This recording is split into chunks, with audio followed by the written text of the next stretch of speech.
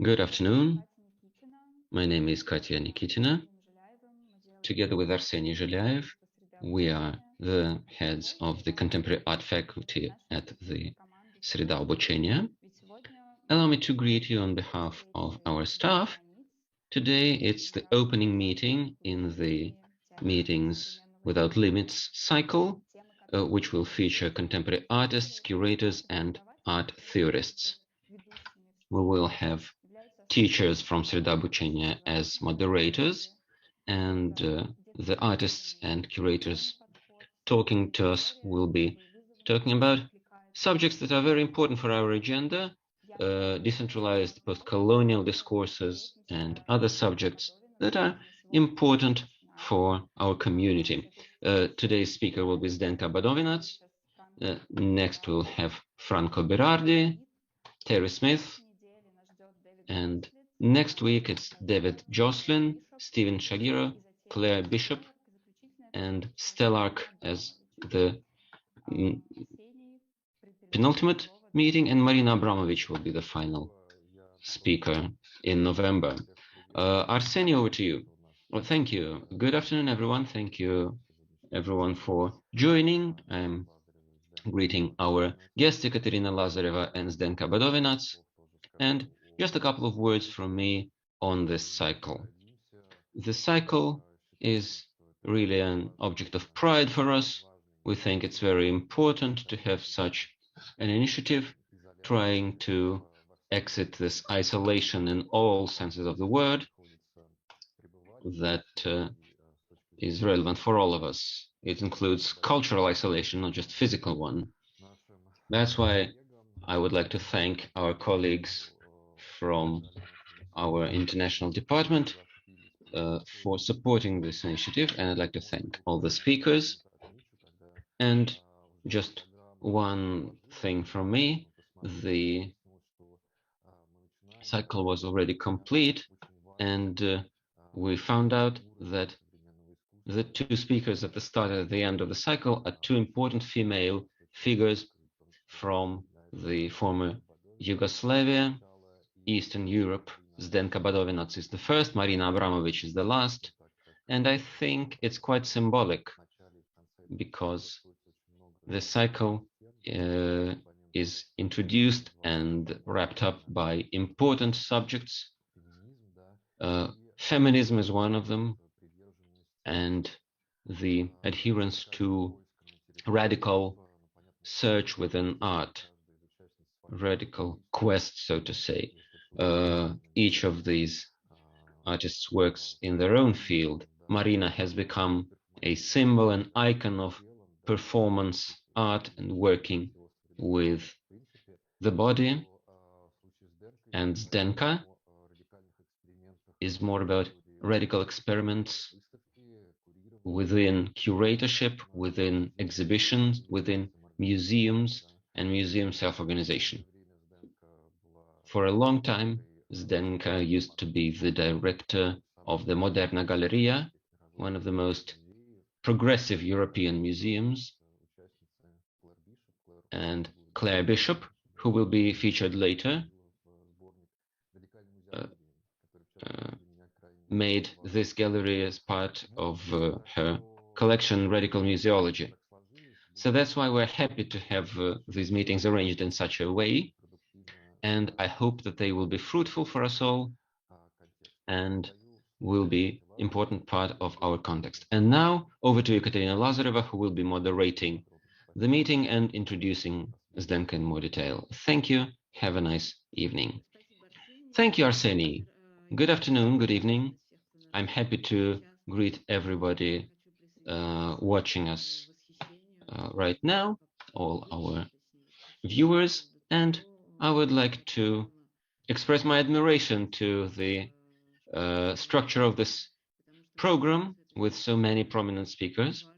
I think it's a very important aspect, a live dialogue, keeping it up, keeping it alive, dialogue with the leading figures in artistic practices worldwide. This opportunity arose due to the pandemic in part, but on the other hand, the Sreda Obucheniya school has been working online for a while, so they are the right persons to be at the forefront of these online events. I think it's very good, and their experience is very relevant in this area. And I'm happy to be part of this discussion today. I will be asking questions myself, and I will be reading out questions from the audience. I'm going to dwell long on Zdenka's biography because it's known to many and it's published on the website. Zdenka Badovinac used to be the director of the Contemporary Art Museum in Ljubljana.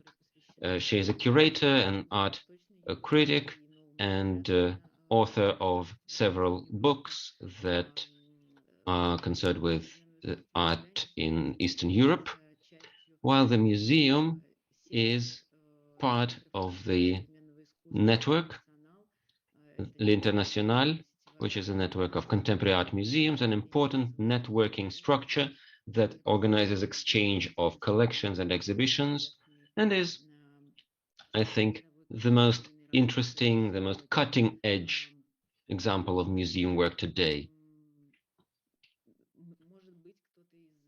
Maybe some of our viewers today have seen the NSK exhibition in Garage, curated by Zdenka, and the exhibition The Grammar of Freedom.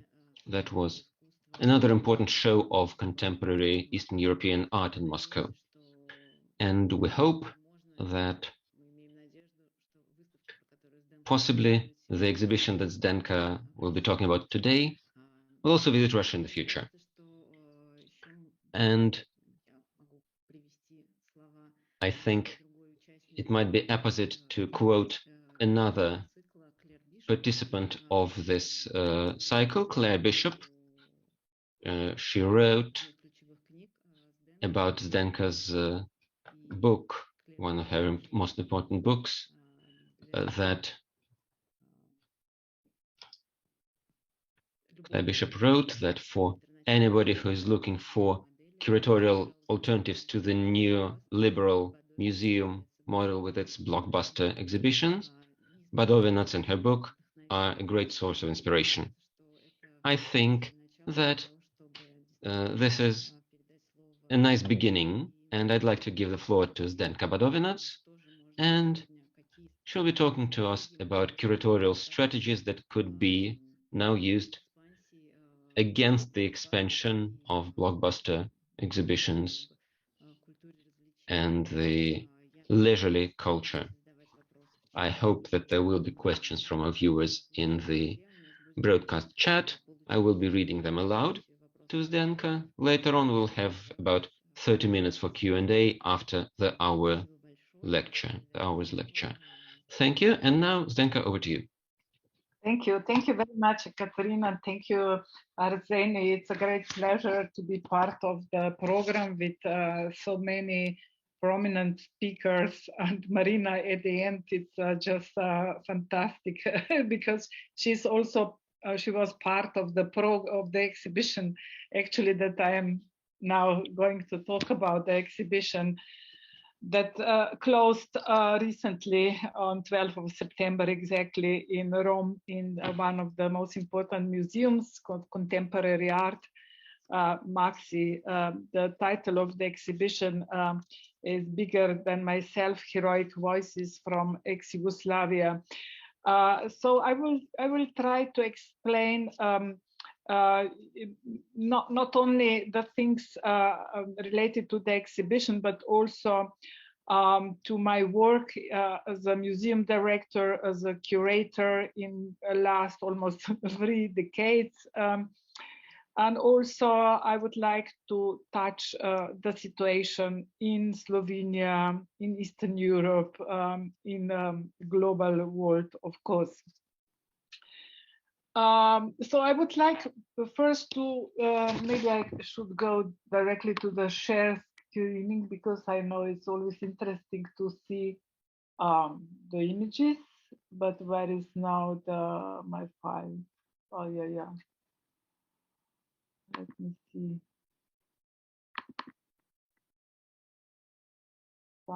can you see it? No?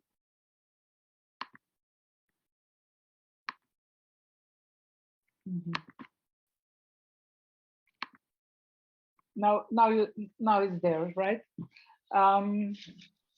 Okay, so yeah, here you can see the facade of Moderna Galerija, the museum that I've been director from '93 to the end of the last year. And I will, as I said, relate it, the ideas of the institution also to the exhibition I did in Rome.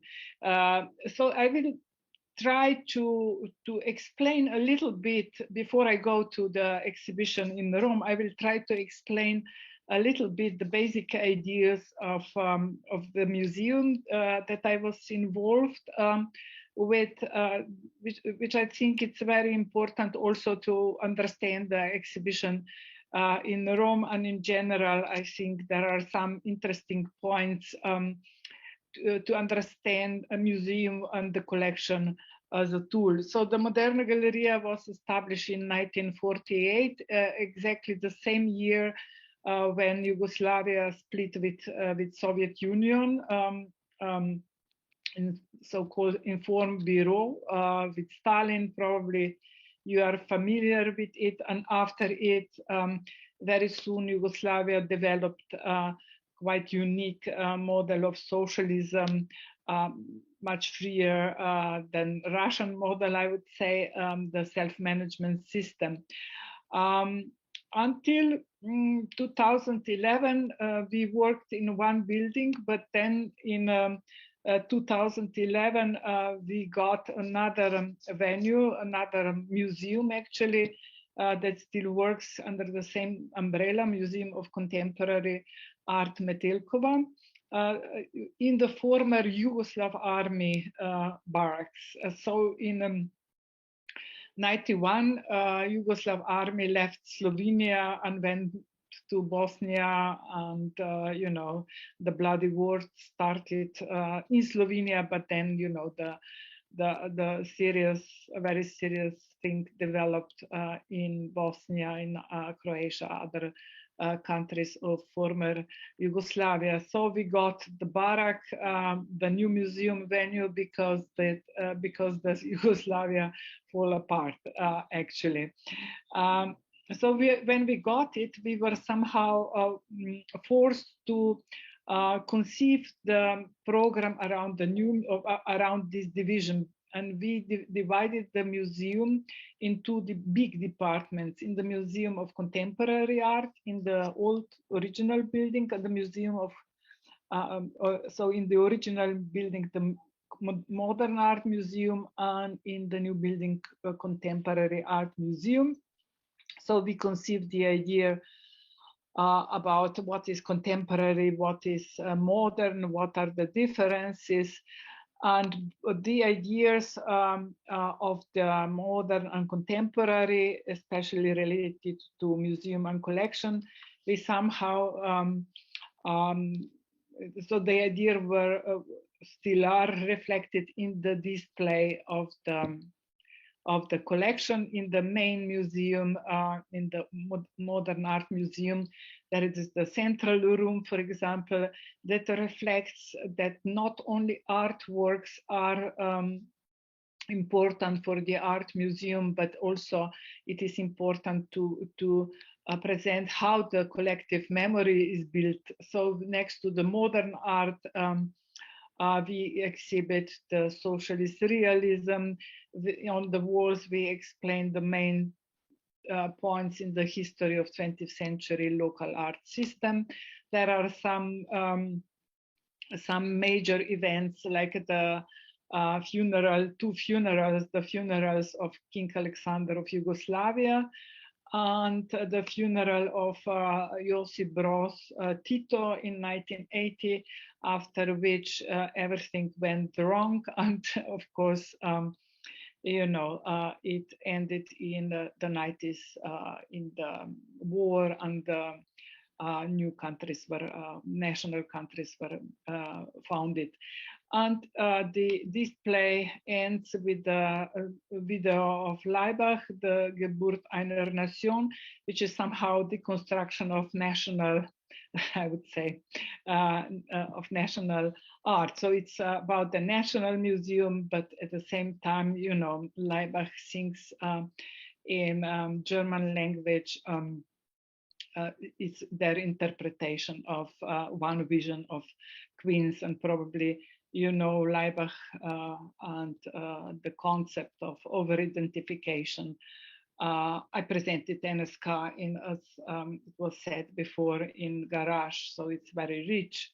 I would say one of the most important concepts of post-war avant-garde in Eastern Europe, and still very active and important for today.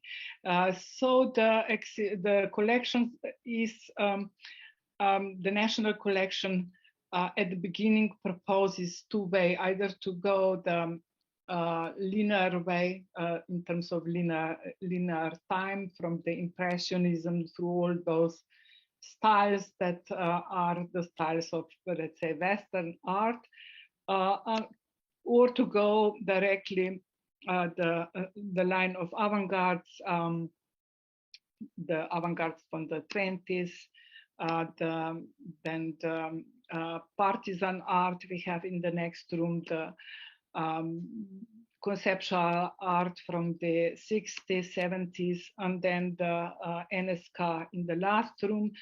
And this displays ends with war posters from 91. And here actually then the Contemporary Art Museum somehow symbolically starts. This is still the unrenovated building in 2000, where we for the first time presented the first collection on Eastern European art. You see here Russian artists, of course, Kozulapo. And then in 2011, it was renovated, and we started a new story with many important donations, also a donation of Dan Perzolski, the door you can see easily recognize. It's easy to recognize these artists. And, you know, so all this story ended at the end of the last year, when the actual government, the right-wing government that started to rule last year in March, so in the 1.5 years, they changed all the museum directors, including me. Of course, our mandate were expired, but at the same time, you know, we all somehow competed to be prolonged, but we didn't.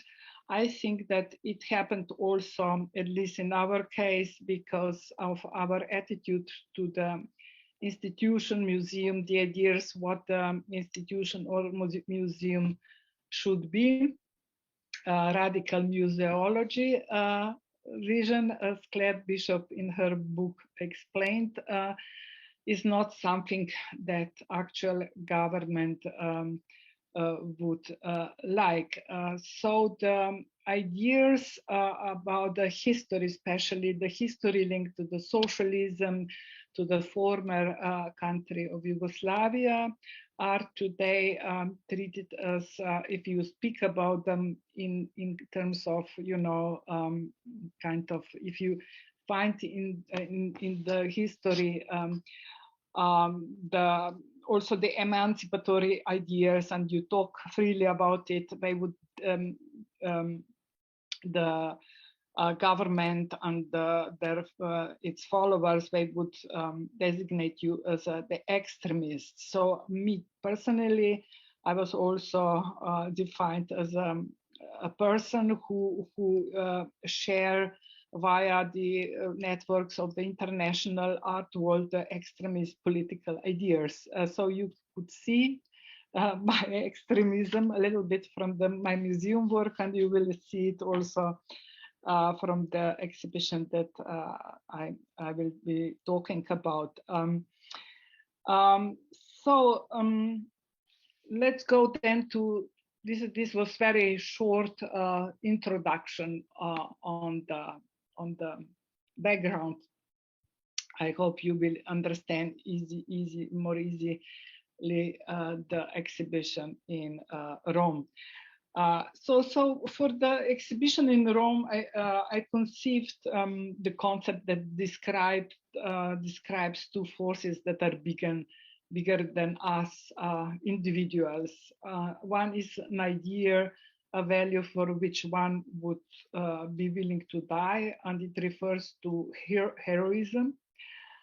To the question, what are relevant heroic gestures today? And the other is about the global capital, total power that dominates everything today. So here you can see on the facade of MAXXI Museum, this is the wrong title. I don't know how it's not Tanya Ostojic, it's Igor Grubic.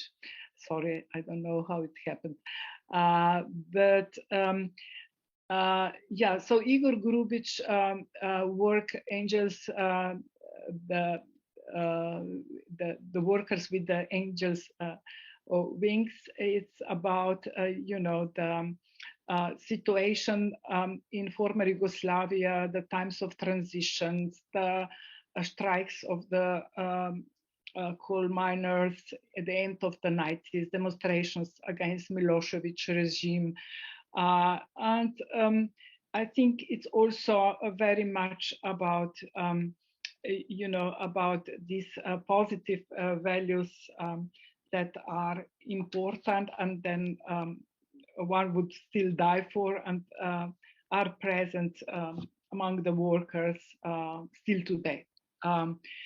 Okay, and then the beginning of the exhibition, you can see hopefully well the three works, and these three works somehow defined this concept of the exhibition about the two forces.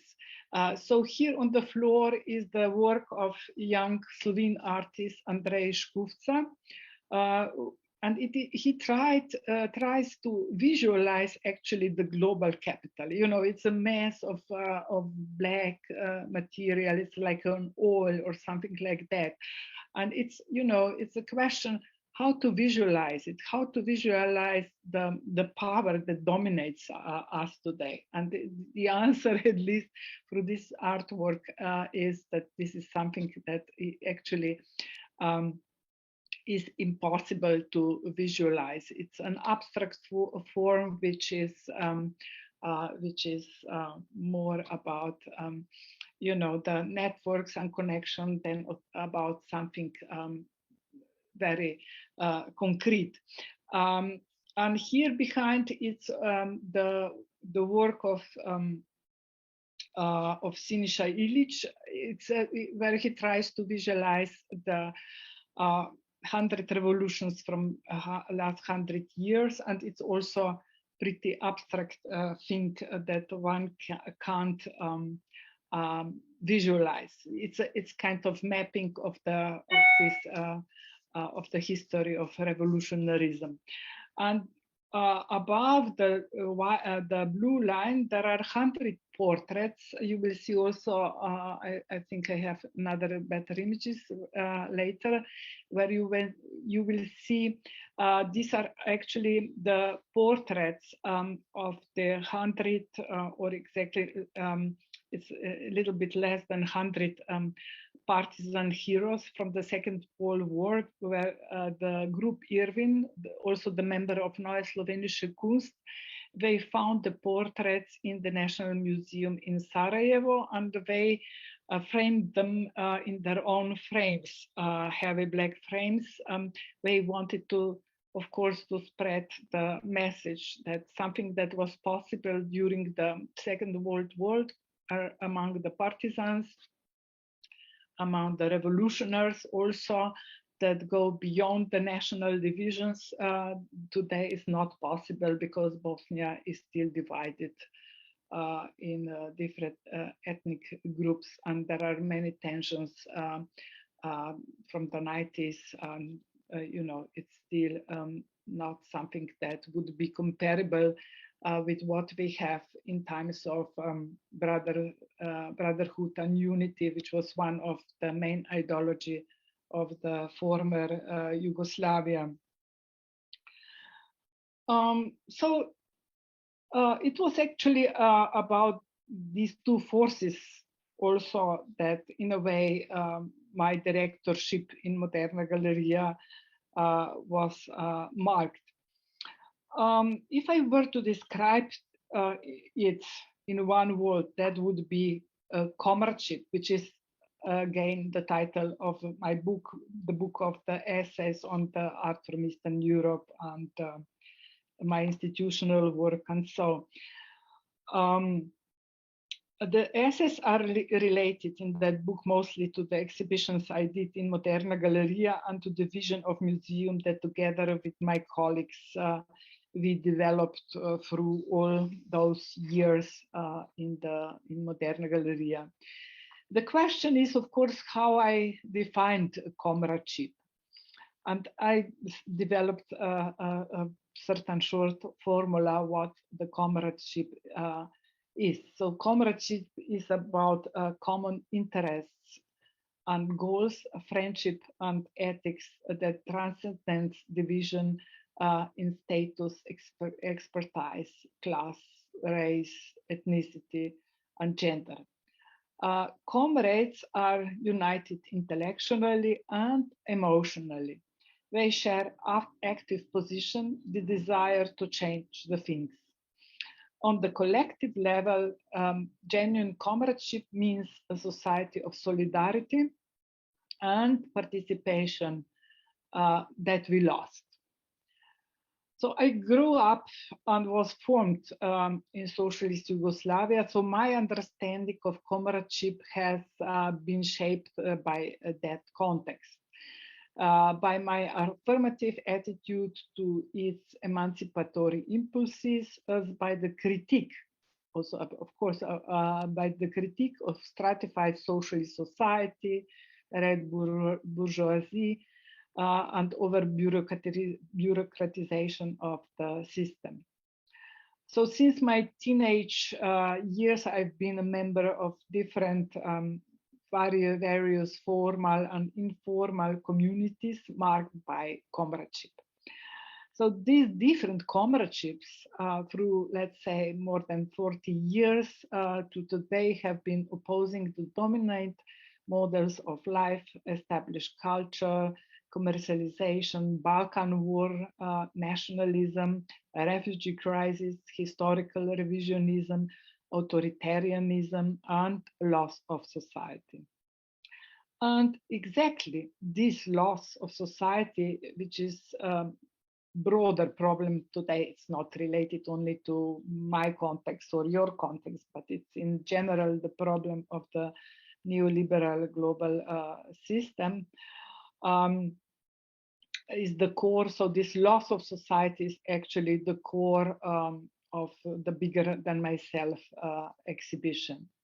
So the exhibition message is that each small gesture that contributes to building of society, of solidarity, is a heroic gesture. So these heroic gestures are, of course, stimulated on this or other way by the two mentioned forces that are bigger than us individuals. So first force is idealistic, the force that inspires us and relates to love and vision of something better and different. And the second force is a pragmatic force that controls and dominates us, and we need to fight against it. So both forces are presented in the logo of the exhibition Bigger Than Myself, designed by George Balmazovic. So this logo represents embraced couple, Bosnian Serb Boško Brkic and Bosniak Admira Izmic, who were shot dead by sniper fire on the Vrbanja bridge in Sarajevo on 19 May in 1993. So according to witness reports, Boško died on the spot while Admira was wounded and crowded to him to die next to him in his arms, so to speak. So it's like Romeo and Juliet story from the war, from the Balkan War.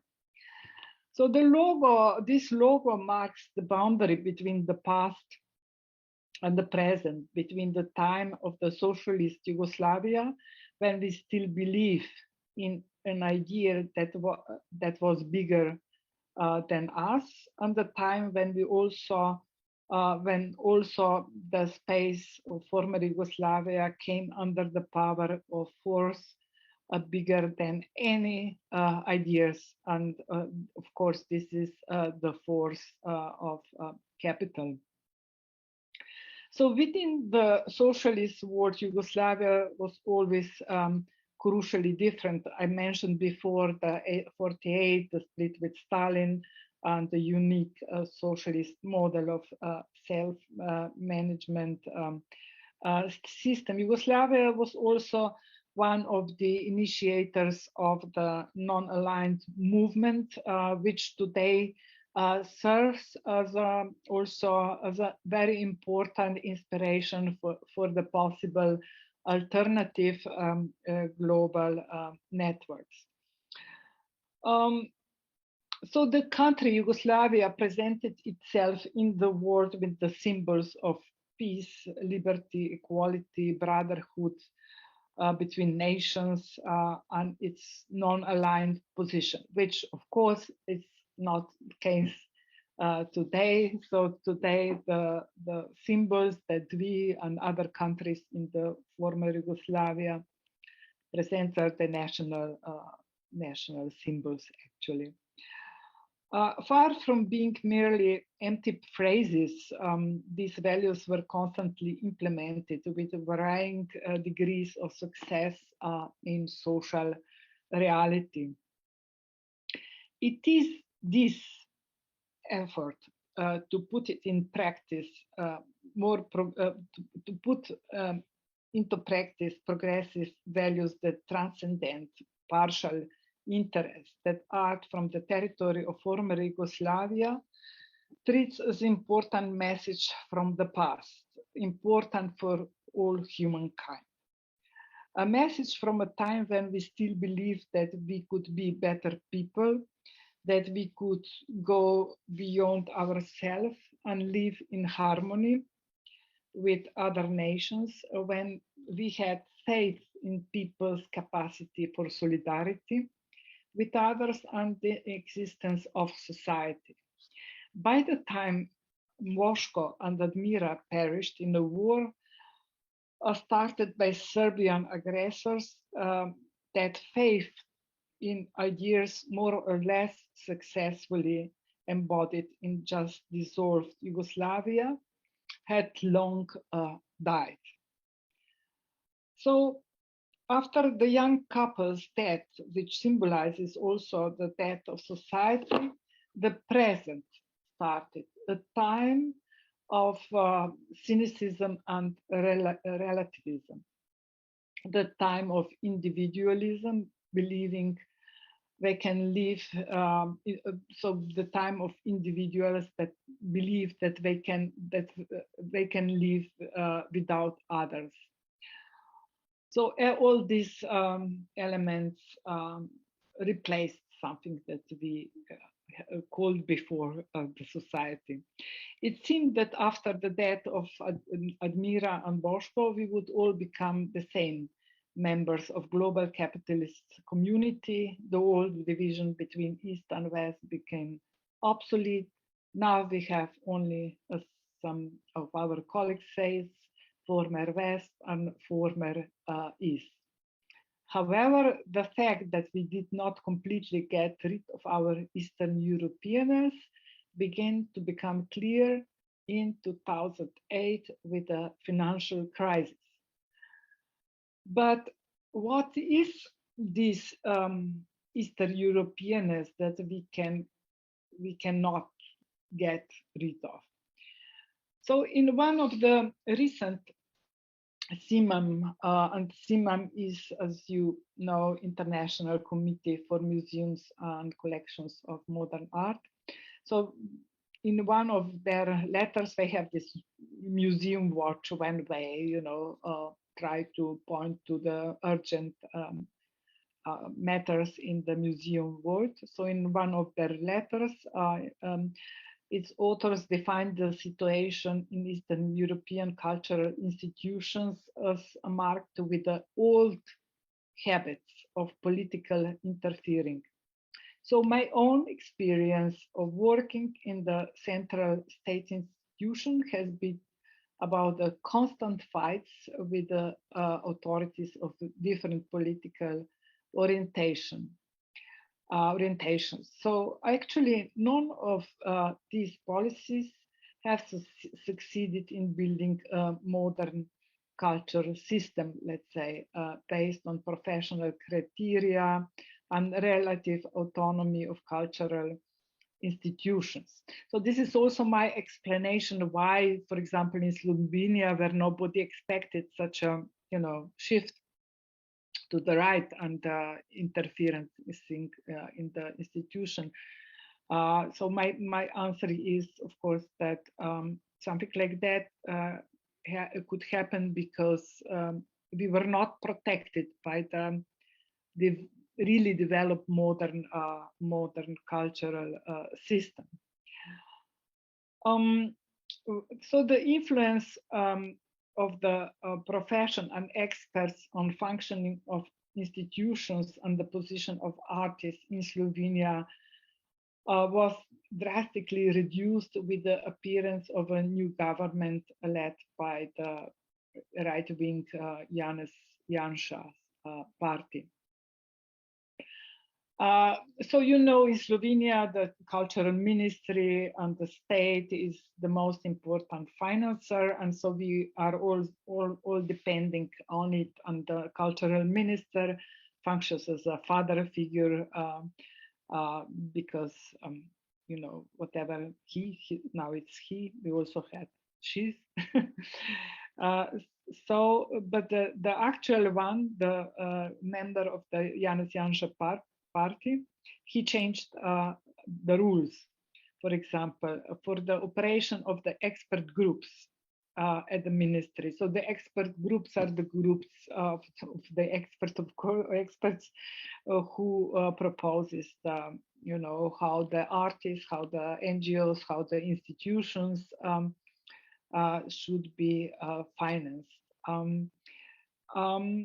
So the minister actually assigned himself the role of the final decision maker. He also began to amend the founding acts, the statuses of cultural institutions, especially in parts concerning the criteria for directors. So they adapted to their preferable candidates. Among other things that CIMAM letter says, and I quote here, in the past few years, the so-called illiberal political model applied by governments in countries like Poland, Hungary, now expands through the region, deeply affecting cultural communities there. Politics in these countries has seemingly returned to the old habits of interfering with both recruiting policies and content management of the state-founded institutions.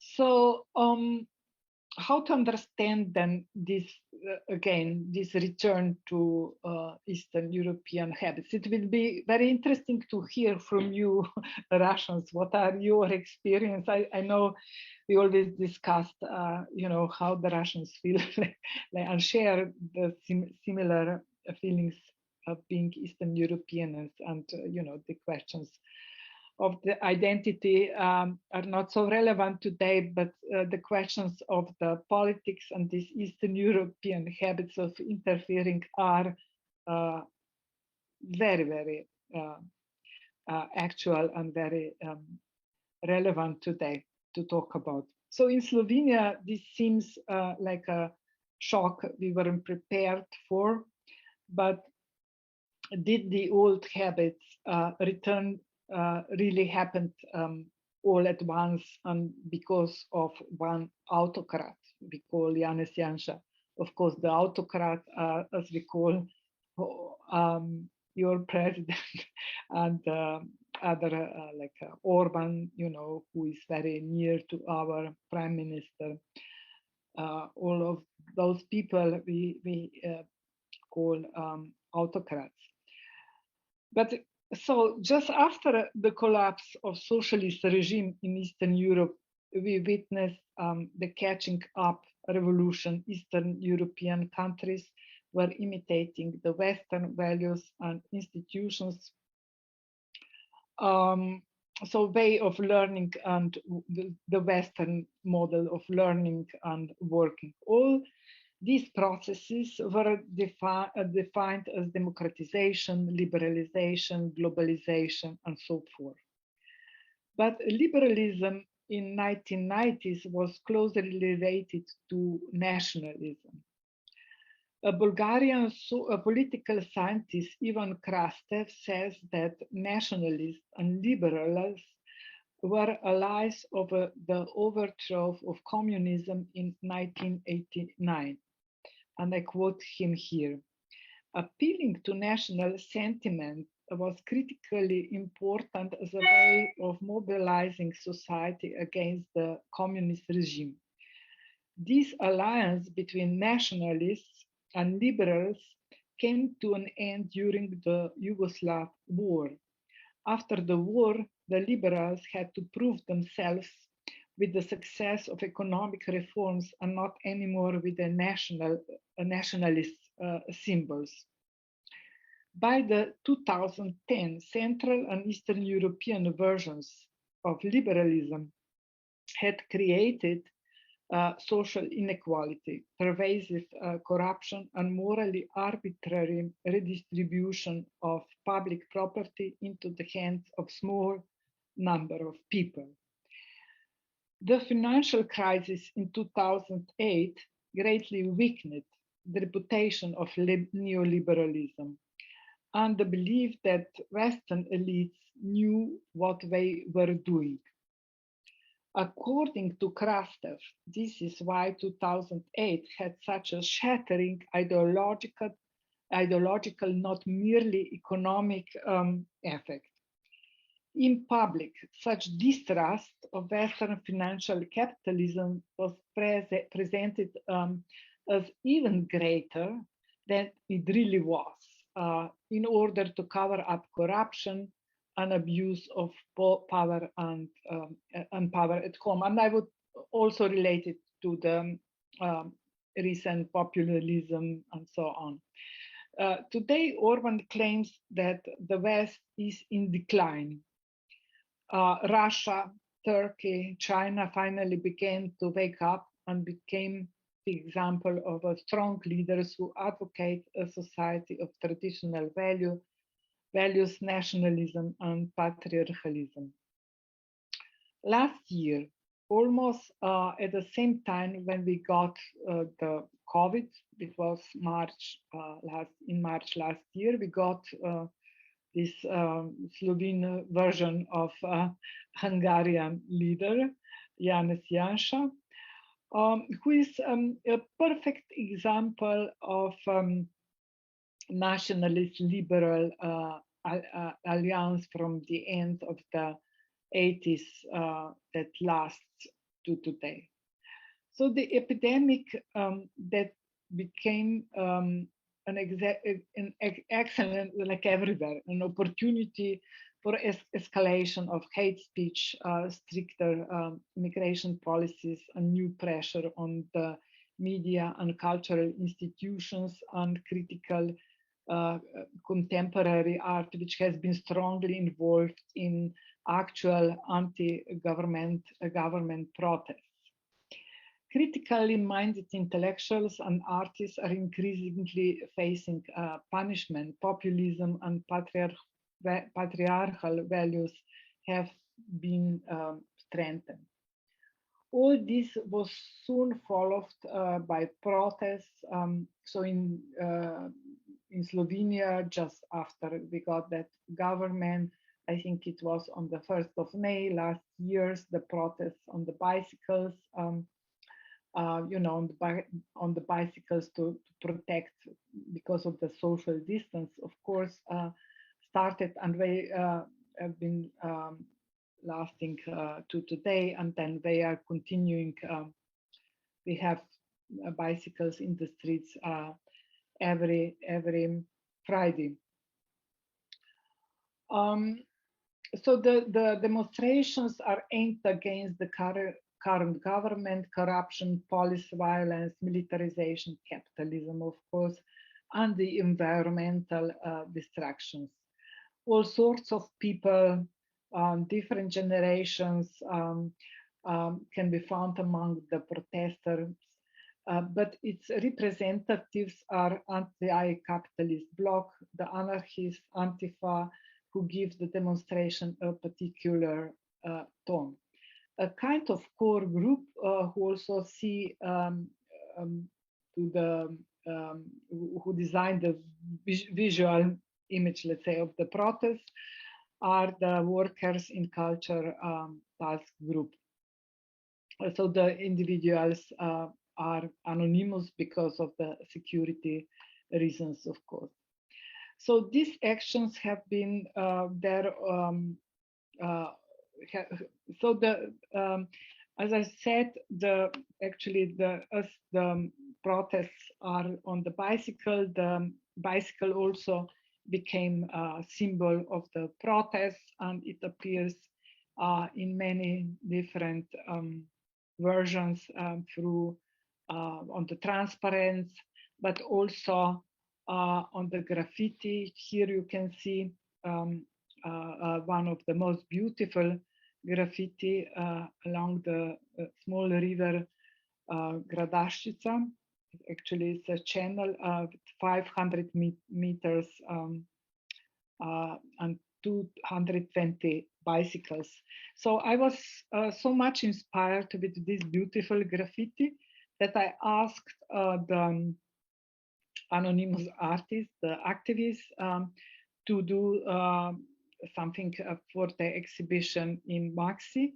And here you can see they send the stencils, and in MAXXI the installation was installed still in times of the COVID. It was not possible to travel for the artists, so the bicycles are all around, were all around the exhibition, and it was very important message and actualization of the exhibition and definition of also of contemporary, most recent heroes. So earlier this year, the Mladina magazine, which is the most important Slovene and most critical with a long history magazine, discovered. So the magazine Mladina discovered a letter sent by the Slovene ambassador to Rome to our foreign ministry, where he was appalled by the fact that a central national institution such as Moderna galerija was preparing an exhibition with the artists from common Yugoslav state. Among this exhibition, so actually, although this exhibition was not really the Moderna galerija project, I was invited as a guest curator, but he pretended he didn't know about it. So he used the exhibition as a tool to condemn the critical artist and curator, and the fact that, you know, there is the exhibition related to Slovene curators and artists in the central institution in Rome, with where are also the Yugoslav artists. So for his nationalist feelings, that was too much, especially in the year, this year when Slovenia celebrates 30th anniversary of independence, and when Slovenia became also the took presidency in European Union. So the similar distinction that distances itself from the common Yugoslav space with which Moderna Galerija is supposed to cooperate too much has already been heard by the experts from the expert groups in the Ministry of Culture, and also from the Ministry of Foreign Affairs. So the common denominator of all criticisms that have been aimed at Moderna Galerija and me in recent months, especially by the governmental structures and the people close to them, is that program of Moderna Galerija, at least the program, conceived by me, which is actually, also this year program is still mine, as normally we send the program each October. So it is the program conceived last year in October. So the reason that he was critical about the exhibition, and also not only he, but also those other people around the ministers, was simply that they condemned the exhibition as to turn to the history. It means to the past, like Yugoslav past, the Second World War, heroes, the worker heroes, and so on, which one could find at the exhibition. So in general, the cultural ministry and actual government treats the program as it was, at least in Moderna Galerija, as in a way too dusty, because of the fact that there are Yugoslav exhibitions that we speak about socialism, that we try to put the things in the context. So what the way of support at the ministry at the moment is either something that is very nationalist, or something that is related to the new technology, computers, and so on. So it's not about technology that we all find important, and we all put the actual contemporary technology also in political, economic context. But what they support is mostly the playful technology, the technology without the context, without any critical dimension, without the past. So everything became like superficial without history, but what comes from the history should be only the history that relates to the this conservative tradition, nationalist tradition, or everything what is socialist or relates to the partisans and anti-fascist struggles from the Second World War became defined as extremist, something that should be we should get rid of.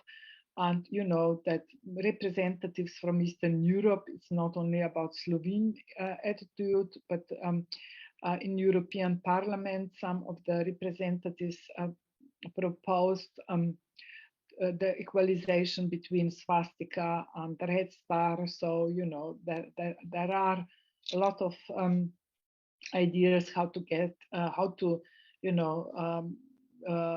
make socialism equal to fascism at the moment. And I think this is also I myself find in this frame and my problems and the problems of my colleagues in Moderna Galerija, I think they come from this ideological frame. And I would define the model of the institution that my colleagues and me strived for, at least until recently, as a situated model of the museum.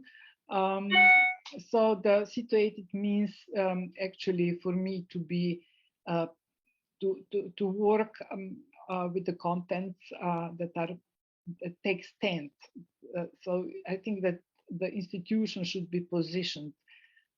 It should take critical stand towards one past, present, and future. Biggern Myself exhibition is exactly about this positioning. It speaks about local histories and socio-political tradition, about their emancipatory potentials, and also about their deviations about global capitalism, the post-human condition, and on our return to authoritarianism as well. So the situatedness and positioning of the exhibition are discussed or were discussed in 8 sections of the exhibition. And so the 4 sections were about the values that are positive values, the values that one would die for example, freedom, equality. So you can see here some examples from these first 4 chapters with the Lenin quotes from, we wrote Lenin's monument in Petersburg, and this is a reference to it by the Croatian artist Dalibor Martinez. And then you can see Irvin work now better than, when I first show it, the heroes, the original works from the 50s, the paintings framed in typical heavy, it's about the appropriation, NSCAL appropriation model. And below it's the revolver by Lana Tmaichanin, the revolver that was used in the First World War, and it's also the model that Gavrilo Princip, that assassinated huge Duke, the Austro-Hungarian Duke in Sarajevo, and that's how the First World War started. So the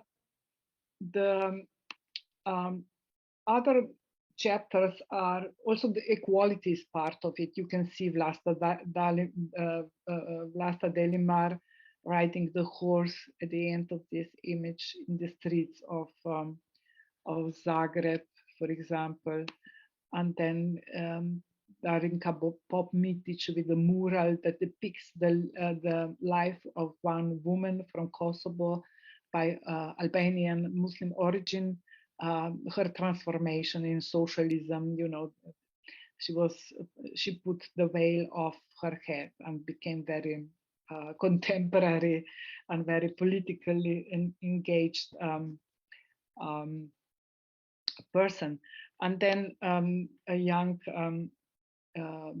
George Jovanovic, Macedonian artist, who proposed an active monument with a loudspeaker with different songs and texts, and it's of course women heads. And then the Brotherhood Syria, it's about the different ethics of workers in socialism comparing to what we got today.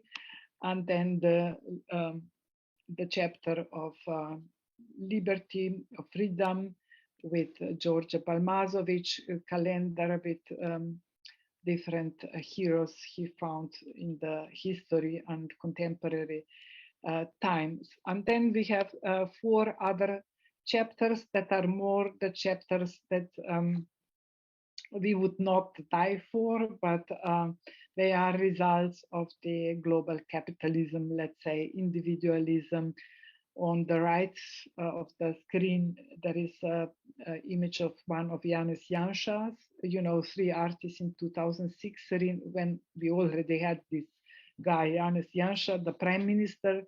They renamed officially in his name, and they changed all the documents. And so this is very interesting, critical and politically engaged art project. And then the video with the swimming pool of Vladimir Nikolic. And so there is also risk, of course, you know, as one of the consequences of global capitalism and so on. So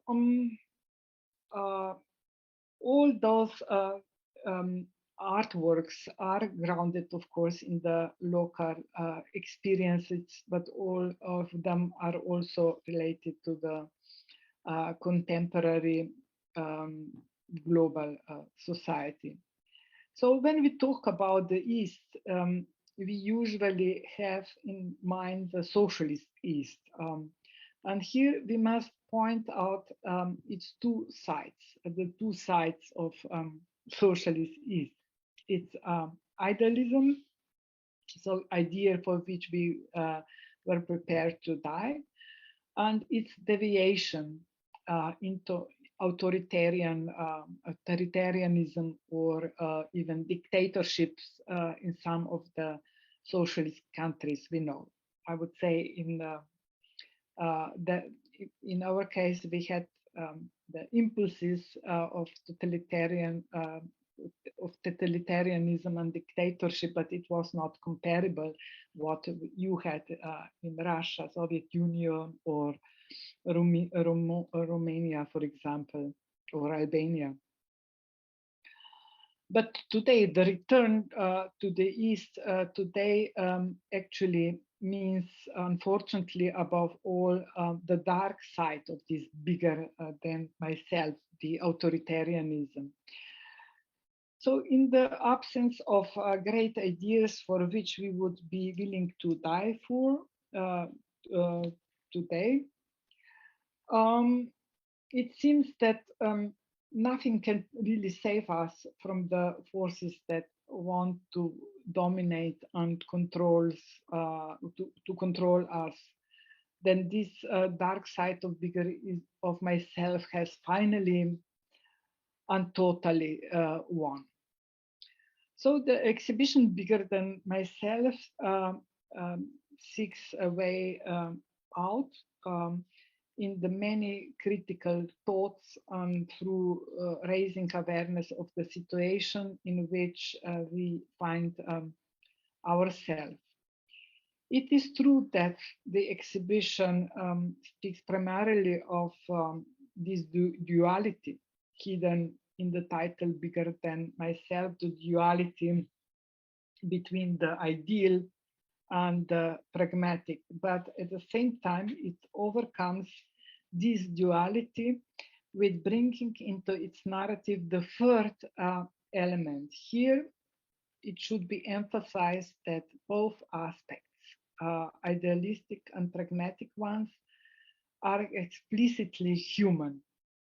However, this is only in appearance, as the third force, a non-human voice of nature, is present throughout the exhibition. You saw before there are plants where it was Nada Prlja. This is the beginning of the exhibition. For example, there is a lot of nature all around the exhibition. So this is the entrance with Nada Prlja.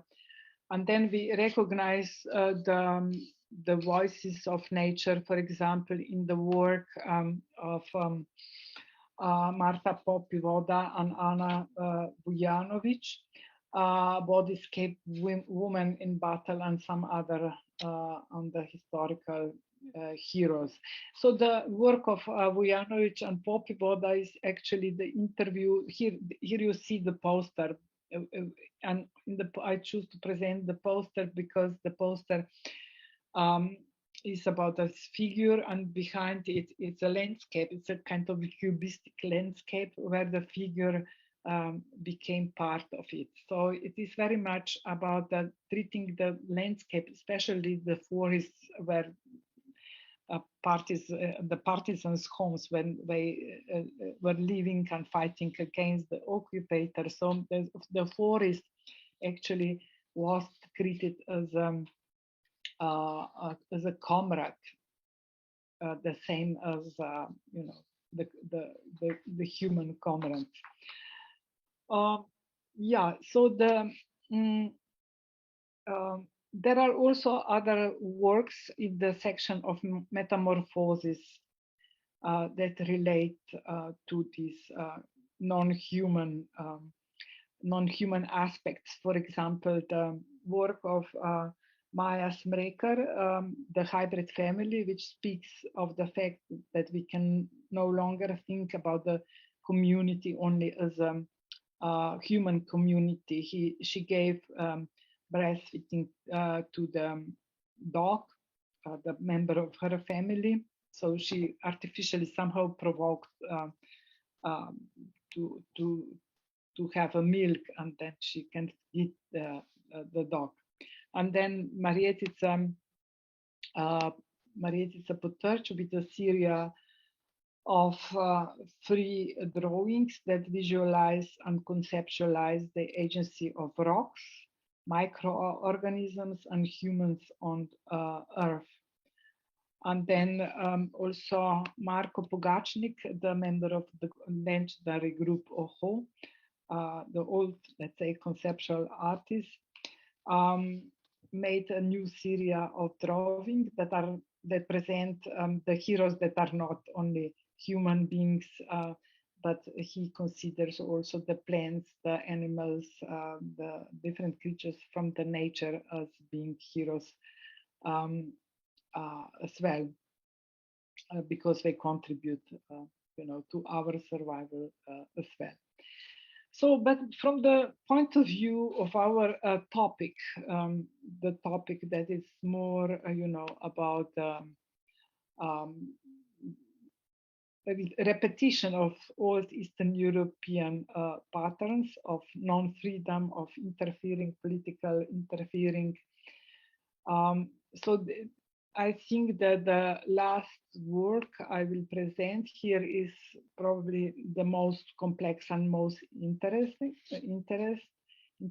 and this is the work of Jože Barši. So the work refers to the long-running controversy about the crumbling stadium built in 1930s by the most famous Slovene architect Jože Plečnik. So in private investors' plans to rebuild the Plečnik Stadium, the most of the spaces area are planned for the commercial activity. It's typical commercial gentrification context of that stays behind this renovation. So the disputes about the stadium renovation have been going on for more than 10 years, during which time the stadium has overgrown with grass. The artist Jože Barši, who sees a particular beauty in this overgrown condition, and he's proposing that the owners should be allowed to build whatever they want, but around the stadium, not inside, so long as they leave the interior of the stadium overgrown as it is at the moment, because he sees it's so specifically beautiful.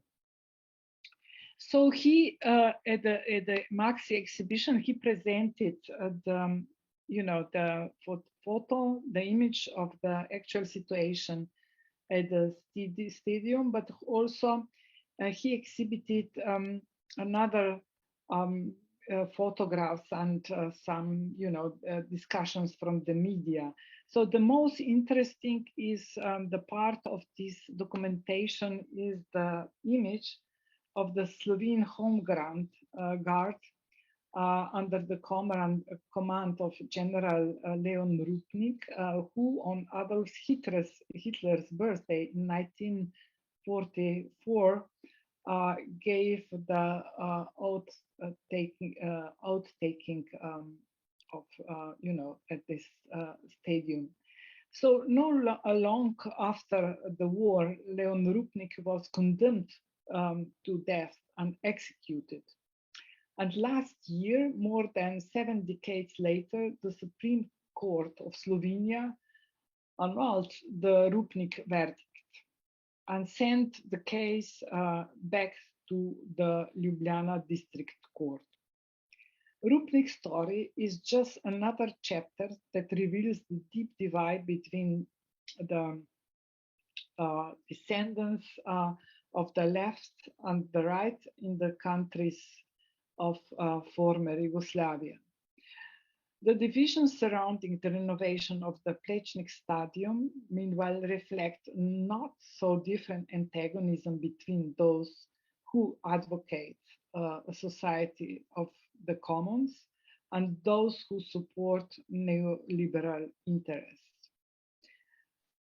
Varshi proposals turn stadium into a monument that reminds us that everything is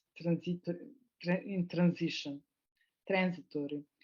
Also, his installation in MAXXI, where as you saw, there was also, I don't have that image of it, the organizer saw the grass.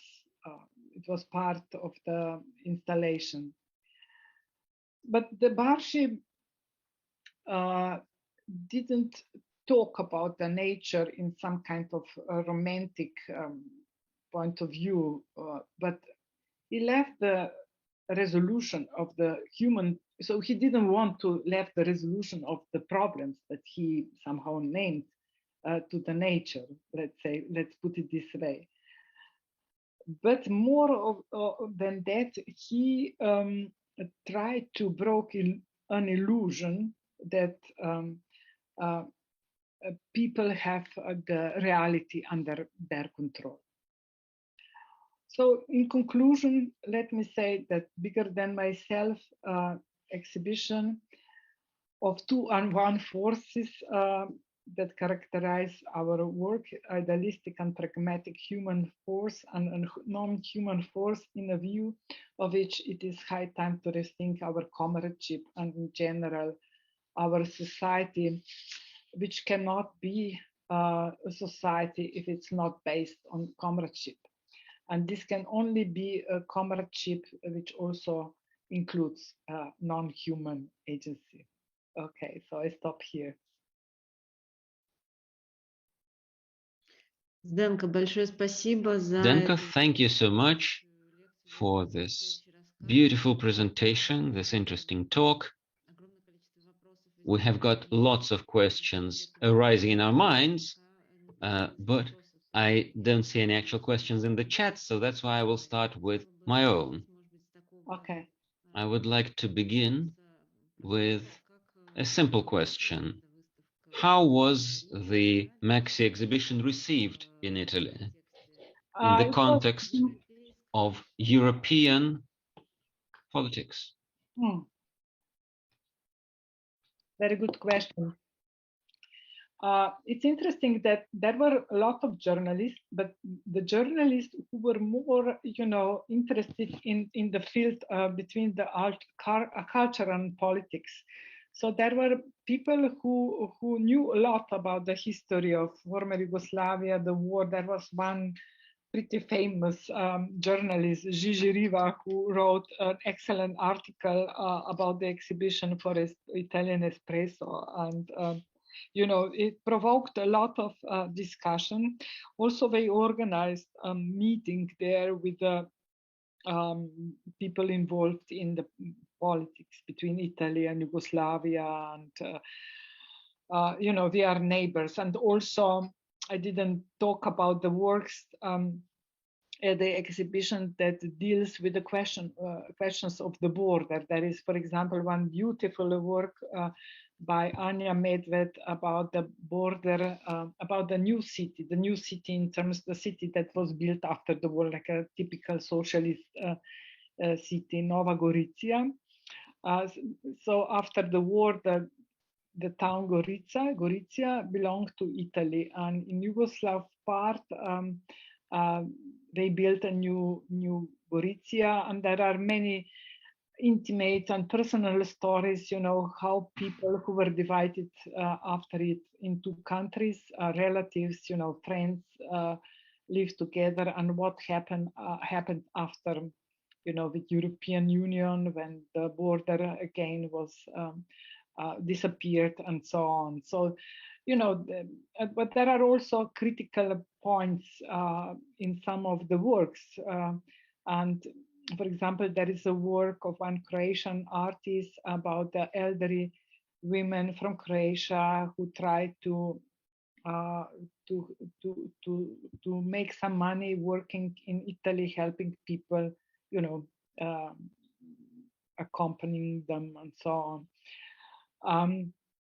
Yeah, and I was told, you know, that the exhibition for Italian standards were kind of pretty political, because in Rome, in Italy in general, I don't know, maybe this is the moment in their art or exhibition making or art system that they are maybe not so much directly engaged in this kind of questions. So it was a kind of good thing, I think. Спасибо. И Thank you so much. As far as I understand, this exhibition actually stands out in terms of the way you construct, initiate a conversation on the present that's accepted commonly in Italy. And it was seen as a diagnosis, perhaps, of some future for European issues and challenges that Europe is perhaps going to come up against in the near future. What I found curious is there are two comments that we see in the chat. Those that continue to watch our stream, please, if you have any questions, I urge you to ask those in our chat. The comments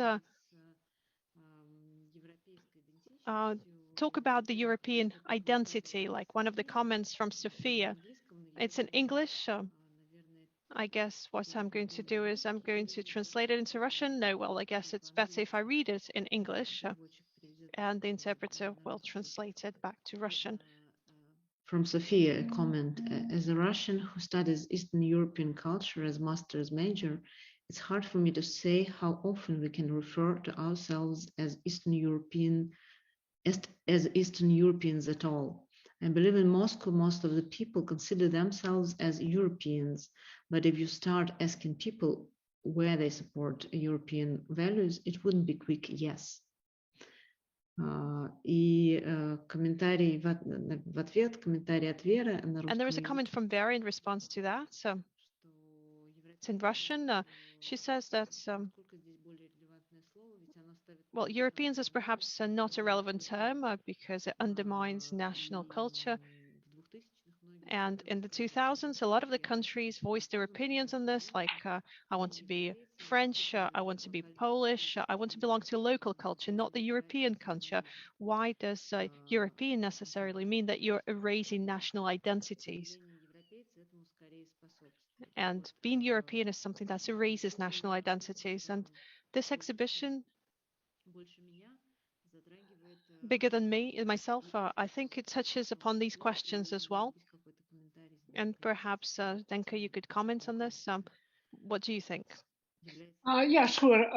These are relevant questions that, you know, also I'm often asked because, you know, all my bigger part of my career deals with these Eastern European issues. But I always have to say that when I talk about Eastern European context, I'm almost never referring to Eastern European identity or like it would be any national identity, but it's mostly about our common experience with the recent past and transition and whatever is today. I think that we can share many things despite of big differences, especially in times of socialism. I mentioned 2 or 3 times how Yugoslavia experience of socialism was very different. So, you know, for me, was important to consider when I was invited to do the exhibition on Balkan, whatever art.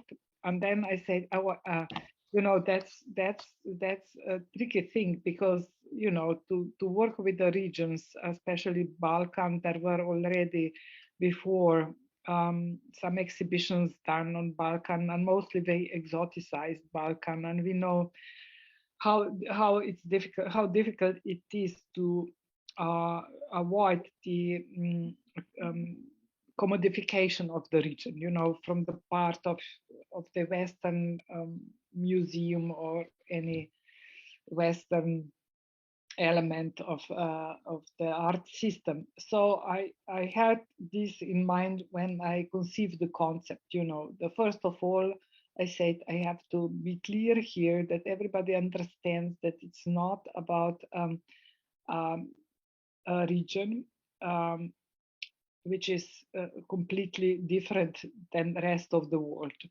So I wanted to make an exhibition with the topics that most of the world, the global world, share. So I wanted to, let's say, to pick up the universal moments from the history. You know, the already the values that I named, the brotherhood, freedom, you know, equality, all those values are not specifically regional Eastern European values. But I wanted to emphasize the specific experience with those values in times of war, Second World War, in times of socialism, in times of transition, and today in times of authoritarian regime. Also, you know, all those points in the history of our region were not isolated from the whatever was happening in Europe or in the rest of the world. Also, you know, what we have today in Eastern Europe, in Central Eastern, or also in Russia, this new authoritarianism is not isolated from other phenomena that rule the world today. You know, so these are very important things. When I spoke about situated museum and situated curatorial practices, I wanted to emphasize, you know, that you always have to have clear point of utterance, you know, that you should make clear which point you speak from, you know, where is your location. But at the same time, we know that we live in connected world, that you can't talk only about these specific local experiences, and that the local is becoming exactly because of this new conservatism and authoritarianism, again, a pejorative word. That's why I rarely use this word, and I prefer to use the word situated for our experience, which is not universal, which is not, you know, from all of us. It's not abstract international experience, but it is related to specific context, but again also connected to the global world. So it's more complex. We can't talk about Eastern Europe as an isolated region. It never was. Also in times of socialism, also in Russia or other Eastern European countries that were like rather isolated, there were elements that were also the elements of the Western capitalism, the market economy, you know, for example. All those things are important, or pop culture. You know, it's something that you can't neglect. Of course, it is everything there when you talk about Eastern Europe. But you know how Eastern Europe thinks about Hollywood films. It's different than how American people think about Hollywood films. Говоря из России, не могу не задать вопрос. Talking from Russia, I have to ask this question. Your book about post-socialist Europe,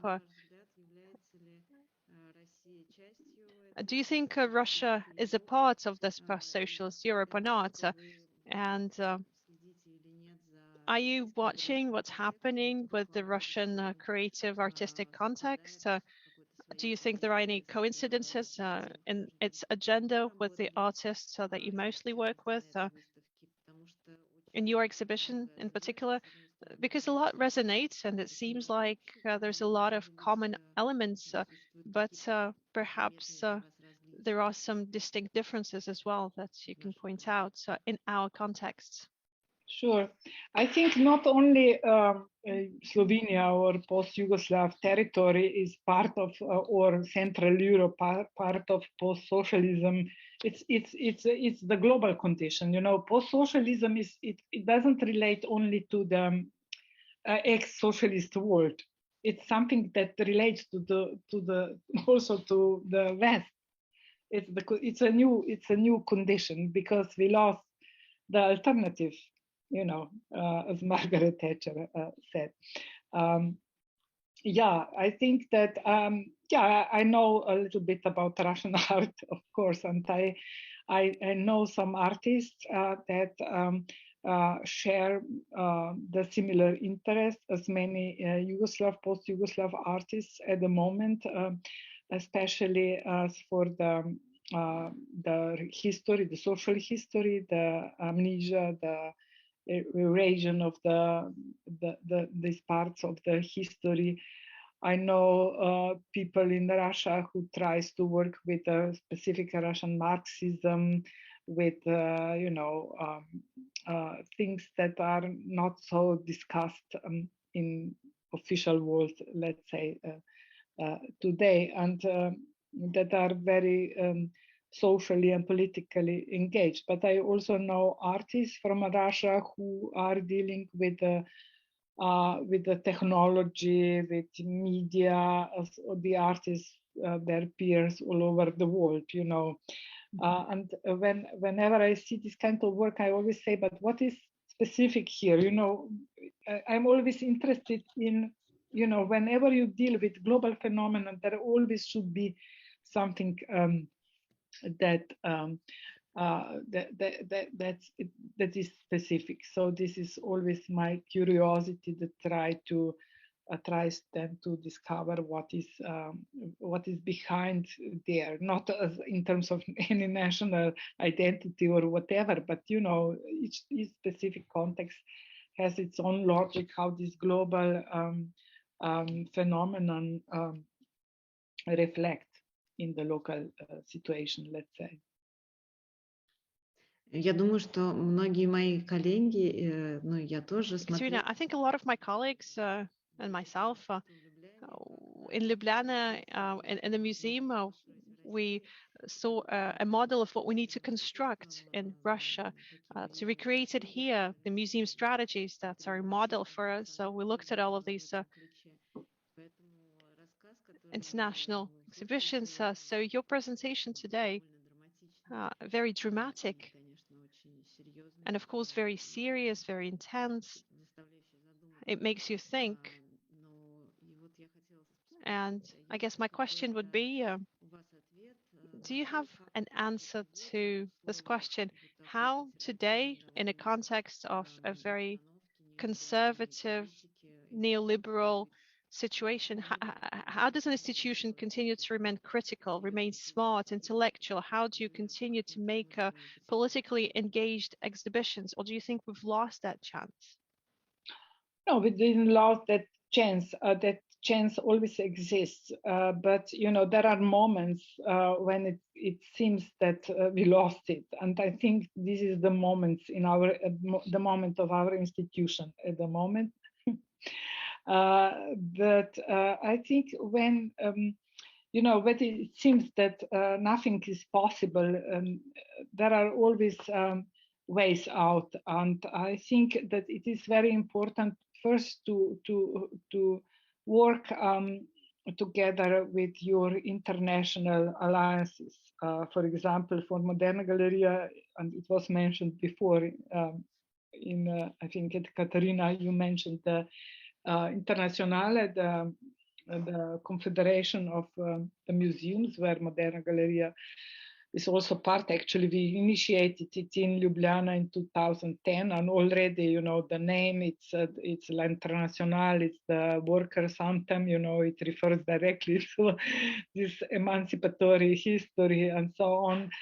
And, you know, we collaborate together, and they are very supportive, and, you know, they give the colleagues kind of shelter in the situation when it seems that things are not possible. So I think that for the institution, it's very important, at least, you know, for the curators, it depends what is concrete situation. But there are always people in the institution, right? Good people. And I think that it's important that those people have always a shelter. You know, sometimes I call it a crypt. And now I speak a lot about the Cryptic Museum. Maybe next time I can say a little bit more about it. But this is kind of shelter in difficult times. Да, это очень интересно было бы обсудить подробнее. У нас появилась, на самом деле... Yes, this could be very interesting to discuss. And now we have got several questions from our listeners. Alexander is asking us, I see the EU as a socialist project that also predisposes Brexit and explains it. Don't you think so? That is a socialist project? No, I think it's a neoliberal project. But there are, you know, elements of socialism, of course, you know. Whenever we refer to the social state, you know, we call it like,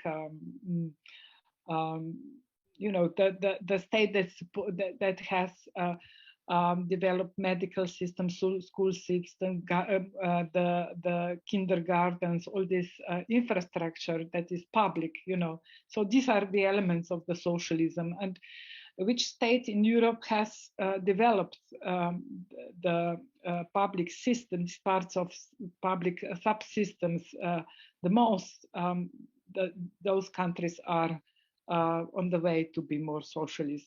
Probably Germany, northern countries are ruling here. But as a project, European Union, no, I think it's not. It has many, you know, positive sides, but also, you know, it is also about protecting the European values and European culture, sometimes, you know, without reflecting the fact that there are many non-Europeans in Europe at the moment, and that the Europe is rapidly changing, actually. И еще один вопрос от Александра. And one more question from the same listener. The political component of art goes to the foreground. Has it been like this all the time, or is it just a modern trend? Shouldn't we reconsider the term art itself in the new world? Yeah, it is a trend. I agree. It is a trend. But, you know, we always have to consider the individual art project, you know, before judging it with, you know, being a trend or not.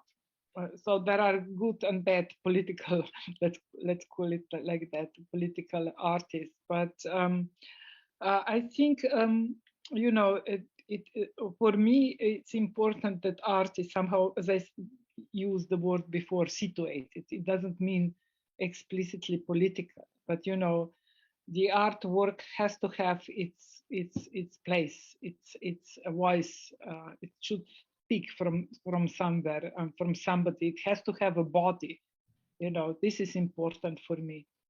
It's not about, you know, advocating any political ideas necessarily. I'm always in favor of emancipatory political ideas, of course, but, you know, it doesn't mean that these ideas are explicitly socialist or communist always. It can be also about different knowledges that are important, indigenous knowledges that are extremely important today, and how to incorporate these knowledges in the contemporary world.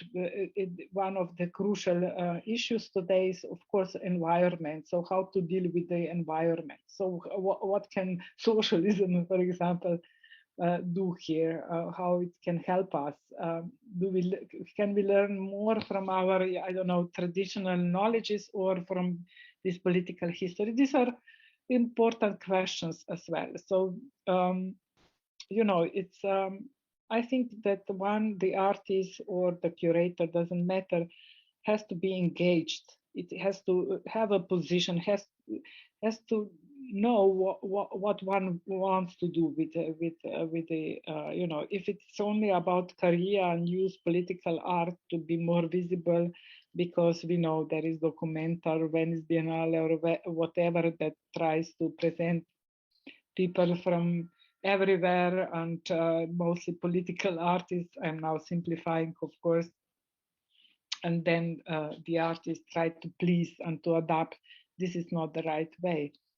And after some years or decades of artistic career, it becomes very important how faithful one is to his or her ideas from the beginning. When you see individual artistic career, the body of his or her work, then you, through the years, then you always think, what is the link? What is this content that connects all those different periods in individual life? There has to be a position, which is not a position of daily politics or whatever. There is something more, the position to the life, to the world, to the planet.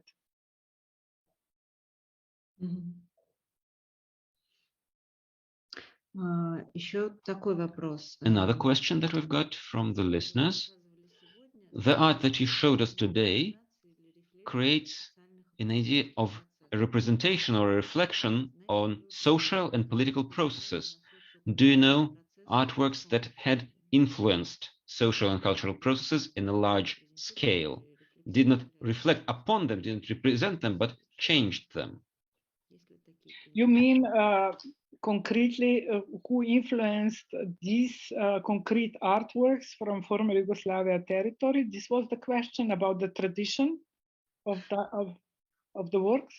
Если я правильно понимаю вопрос, if I understood the question that we got from the listener right, then the question is that the art cannot just represent or reflect the existing agenda, but do the opposite, influence the cultural processes by itself through its artistic means. I think there is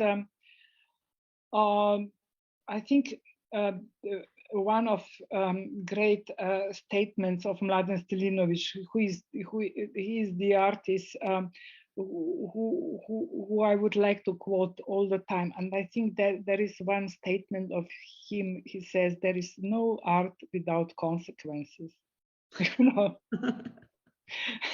whatever you do has consequences. So I don't know, maybe this tells a lot. Whatever you do, although if you are neutral and you think your work is not related to any complicated social context, it makes consequences exactly through this seeming neutrality. Because it becomes a tool of some dominant forces or whatever. And if you fight against, it's again another story. I think there is always an impact. Спасибо. Thank you. The next question from our listener Tamara. The heroic ideas of social realism are currently seen as false and not frank. How is the theme of heroism seen in contemporary art, and do you find it interesting? Oh, that was the big question of the exhibition. Can we, because the heroism is not popular anymore. David Bowie, it was end of the 70s when he issued that album, Heroes. And then, we have many songs, Tina Turner, I don't know, whomever, No More Heroes, So it's all the popular culture and art in last 40 years is against heroes. And now suddenly there is an exhibition that tries to promote heroes. It's a strange thing, but exactly because of that, I think it's important to rethink what is heroic, if there is something heroic in ourselves, or we just need to to satisfy with the idea that we are just an average creature, that we are just the objects of some forces, and that we can't fight. So I think that one of the messages of the exhibition is also somehow to recreate this idea and this wish in us individuals, to do something, to contribute. And the answer is, that each small gesture that contributes to the society, and the society is only the society of solidarity. There is no society without solidarity. So this is then the answer. Of course, here I am not talking anymore about these big heroes as are represented in Russian or any other socialist realist works. We know about it, but it's also important to revisit also that monuments, I think, and to think about heroes of the works, and the work in terms of these big exaggerated images was celebrated. Today we don't celebrate the work anymore. These are important questions. Nothing is just to be erased. Let's forget the heroes. It's not simply like that. I think that each thing which seems to be a part of the history should be somehow revisited. And we have all these whistleblowers, Assange and many other, Snowden, who are heroes. They risk their lives. Спасибо. Еще вопрос. Thank you. One more question that we got. Without the name, but this listener asks, I found the subjects and problems that you highlighted in this exhibition very topical and very relevant. Was it hard to promote this exhibition in Europe? Did you face political resistance or criticism from your colleagues? And furthermore, artists highlight problems. Do they suggest solutions? Do they have a perspective from above the situation, or do they look for the golden mean, for the middle? I mentioned before the problems with the Slovene ambassador to Rome, who condemned the exhibition and provoked a big scandal here in Slovenia. For a month or two, I was constantly in media, and it was a big deal. Especially, it was condemned from the nationalists here in Slovenia because of the fact that the show presented the artists from the former Yugoslavia, and not only because of their different nationalities, but also because the former Yugoslavia was a socialist country. So I think there were two reasons why the exhibition had so many problems here, and I believe it could be very similar in other former Yugoslavian countries, because all around that region, the dominant politics is similar. It's quite reactionary. And the other question about do they propose the solution? For example, Jože Barši proposed very concrete solution in the last work that I proposed, to leave the stadium with grass, without any intervention in it. It's very metaphorical, but also very, concrete proposal. And there are artists as Maya Smrekar with the dog. She actually lives with the dog and treats the dog. Many people live with the dog from ever, but it's important that you live with the animals with the awareness that they are part of the family, and that this is not only the microcosmos, but it should be brought to the broader level. It is very much about micro and macro politics. How you think about the non-human creatures in terms of one macro politics. What is our attitude to the environment and other creatures from the nature. It's very against this anthropocentric position. Спасибо. Ну, похоже, что у нас закончились вопросы.